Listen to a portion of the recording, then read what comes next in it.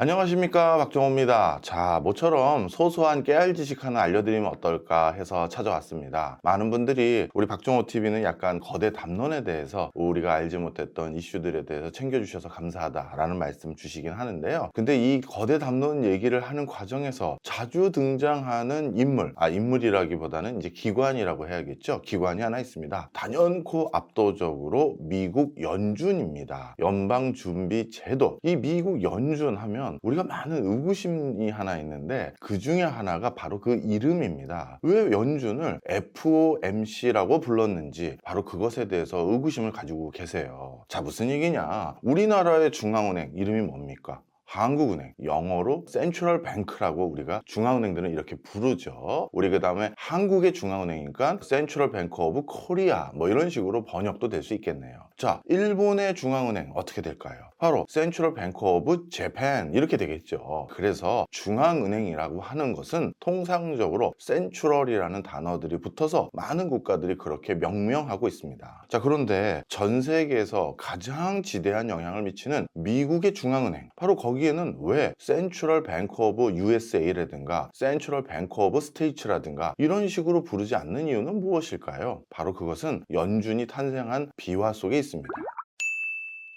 미국이 한때 주마다 엄청난 경제적 자립, 정치적 자립, 의사결정의 자립이 있었다는 거 잘 아실 겁니다. 물론 지금도 그 자립 정도는 여타 국가에 비해서 높은 수준인데요. 그런데 예전에는 미국의 주마다의 자립 정도가 어느 정도냐면 미국 각 주마다 달러의 가치가 달랐습니다.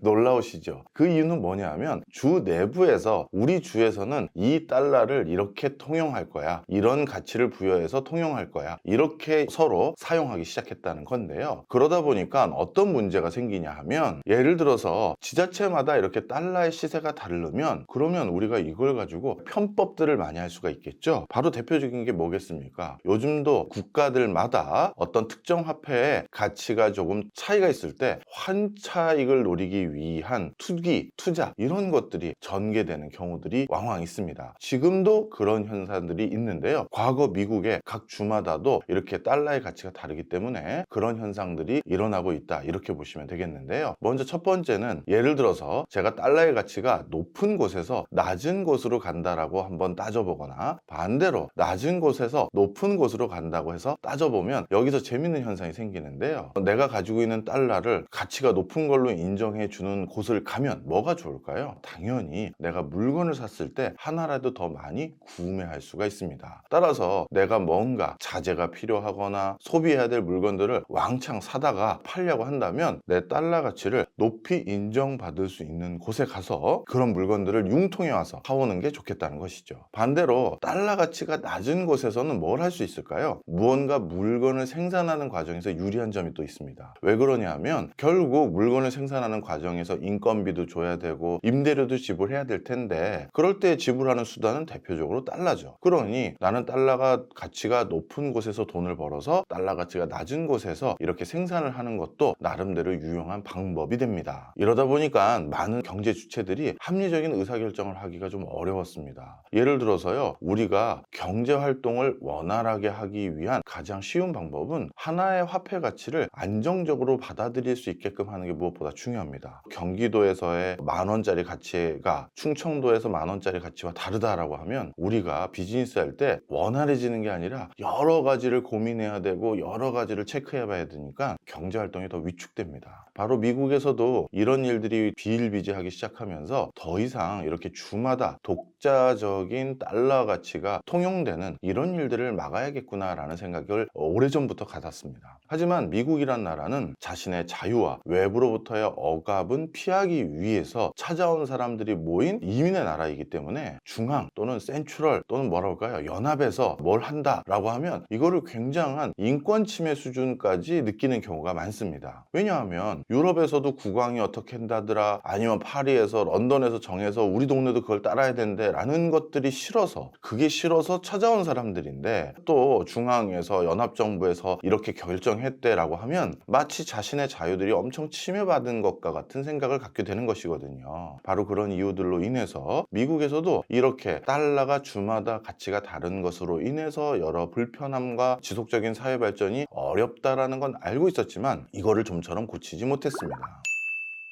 이렇게 100여 년 이상 달러 가치가 각 주마다 다른 것으로 인한 여러 불협화음과 문제점은 지적이 됐지만, 이것과 함께 그럼에도 불구하고 이렇게 달러 가치가 주마다 다른 것에 대한 나름의 장점이 있었기 때문에 이 제도가 유지된 거 아니겠습니까? 그렇다면 장점은 무엇이었느냐? 장점은 주마다 주력 산업군이 달랐기 때문이다 라고 보시면 될 것 같아요. 남부 지역 같은 경우는 농사를 주로 짓는데요, 농작물을 유럽으로 수출하는 비중보다 내수 경제에 이 농작물을 판매하면서 거둬들이는 수익이 더 많았던 시절도 있습니다. 사실 남부 지역은 이렇게 내수 시장인 미국 내에 농작물을 판매하면서 그것으로 벌어들인 돈으로 자신들이 필요한 여러 공산품에 해당되는 것을 유럽으로부터 수입해 오는 경우가 많을 겁니다. 그렇다면 유럽에서 물건을 수입해 온다고 했을 때 당연히 이 과정에서는 달러 가치가 높은 것이 훨씬 남부 경제에서는 유리할 거예요. 하지만 북부의 경제 구조는 사뭇 다릅니다. 남부는 농업이 중심이라고 하지만 북부는 공업이, 공산품이 중심이었는데요. 북부의 공산품 지대는 자신들이 만든 물건을 남부 지역뿐만 아니라 유럽 각 지역으로 수출해서 먹고 사는 기업들이 많았는데요. 그러다 보니까 자신들의 제품의 가격 경쟁력이 유지되기 위해서는 오히려 달러 가치가 약세인 경우가 훨씬 유리한 경우가 많습니다. 달러가 약세면 북부 지역의 공산품이 야, 저거 싸네 라고 생각을 해서 북부 지역의 공산품이 유럽으로 더 많이 팔려갈 것이고요. 그것으로 인해서 북부 지역의 공산품이 더 많이 팔려가면 그것 때문에 북부 사람들은 훨씬 더 돈을 더 많이 벌 수 있기 때문입니다. 자, 이처럼 남부와 북부는 달러의 가치가 강세가 유리한 것인지 약세가 유리한 것인지에 따라서 전혀 다른 입장을 갖게 되는 것입니다. 바로 이런 것들로 인해서 미국에서는요, 오래전부터 우리도 중앙은행이 있는 것이 유리한 점이 많다라는 인식은 분명히 있었지만 주마다의 입장 차이가 분명하기 때문에 좀처럼 중앙은행을 만들 수 없었습니다. 그러다가 결국 달러에 대한 환차익이라든가 환차손 이런 불협화음이 많아지고 점점 금융 기능이 강화될 수밖에 없는 시점이 도래하면서 미국에서는 어쩔 수 없이 우리도 중앙은행이 필요하겠구나라는 용단을 내리게 되는데요. 그것 때문에 전격적으로 중앙은행을 만들기로 결정합니다. 그렇지만 앞서서 말씀드린 것처럼 미국의 중앙은행이 생기는 거에 우려를 하고 있는 사람들이 많기 때문에 그 방법과 절차 그리고 그 내용이 사뭇 달랐는데요. 먼저 이름부터 다르죠. 바로 우리가 만드는 것은 미국의 중앙은행이라는 냄새를 최대한 없애야 된다라는 생각을 많이 갖게 됩니다. 그래서 센트럴 뱅크라는 이름을 우리는 쓰지 말자. 중앙은행, 지금의 연준을 만들기로 했던 초창기 그 멤버들은 중앙은행이라는 이름을 만들지 말자라고 결정을 합니다. 그러면 중앙은행이라는 이름을 만들지 않는 대신 저거는 왜 필요합니까? 바로 우리 미국이 대외적으로 뭔가 큰 부채가 있거나 상환을 해야 될 때가 있는데 그때 우리 연합정부가 대응을 하지 못하면 국가 경제에 커다란 위해가 있을 수 있으니 연방준비제도, 즉 국가가 비상시에 지불을 할 수 있는 어떤 금액들을 준비해 놓는 그런 시스템이다, 제도다, 이렇게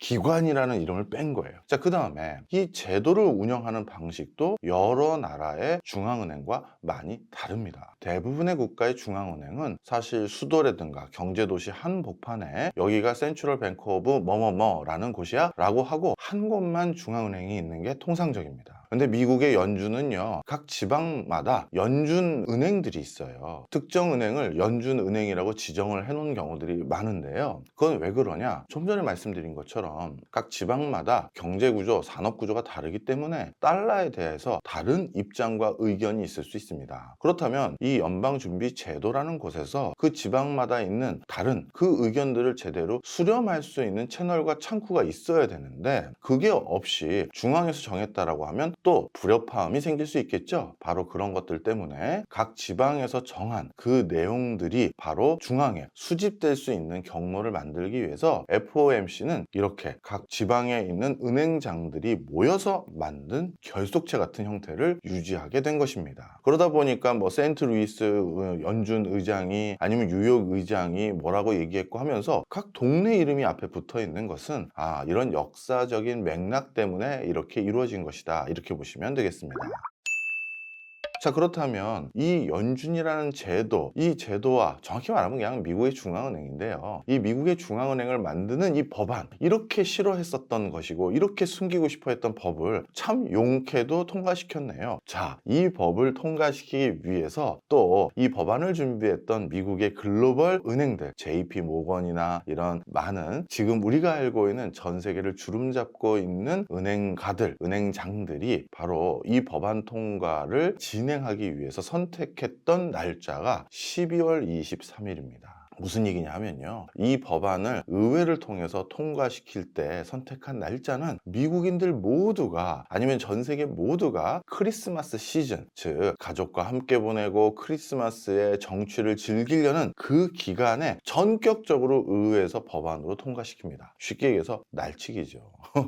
이렇게 12월 23일 날 연준법이 통과됐고, 그래서 미국은 간신히 다른 나라는 그렇게 쉽게 가진 중앙은행이라는 걸 갖게 된 것입니다. 자, 그런데 이 미국의 연준과 상당히 유사한 시스템, 아니면 구조를 가지고 있는 나라가 하나 있습니다. 바로 우리나라입니다. 우리나라가 연준의 구조와 굉장히 유사한 면이 많은데요. 우리나라 한국은행을 좀 설명을 드려보겠습니다. 우리나라에 중앙은행이라는 이 기관이 필요하다는 걸 먼저 인식시키고 그 기관을 만들었던 것은 당연히 일본입니다. 하지만 일본이 만든 이 중앙은행을 해방 이후 이 중앙은행을 고스란히 사용하는 것이 아니라 미 군정에서 또는 미 정부에서 신생 독립국가가 됐으니 독자적으로 중앙은행을 운영할 수 있는 이 체계를 우리가 한번 점검해 보겠다라고 하면서 미국에서부터 많은 컨설팅을 받아왔습니다. 그런데 미국은 자신들이 만든 그 연준이라는 방식과 제도, 이게 머릿속에 딱 각인이 됐겠죠. 그러다 보니까 한국이라는 이 나라도 분명